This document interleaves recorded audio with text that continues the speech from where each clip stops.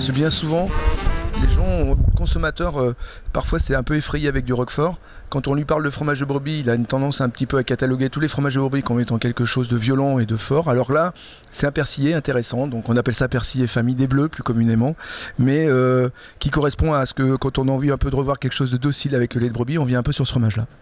On a déjà un développement avec un croûtage naturel, c'est-à-dire qu'il y a une vraie croûte qui se développe sur ce fromage-là par rapport à ce que l'on utilise, enfin tout du moins les moyens que l'on a dans les process du roquefort, c'est un peu différent. On est dans la zone qui est assez amusante, mais vraiment très voisine du roquefort, avec une grosse influence auvergnate quoi qu'il en soit, parce qu'on ne renie pas nos origines, mais avec un lait de brebis aspiré d'un bleu d'Auvergne et affiné comme un bleu d'Auvergne. Voilà un petit peu ce qu'est le résultat du persillé du Malzieu. Laisse goûter, vas-y, attaque.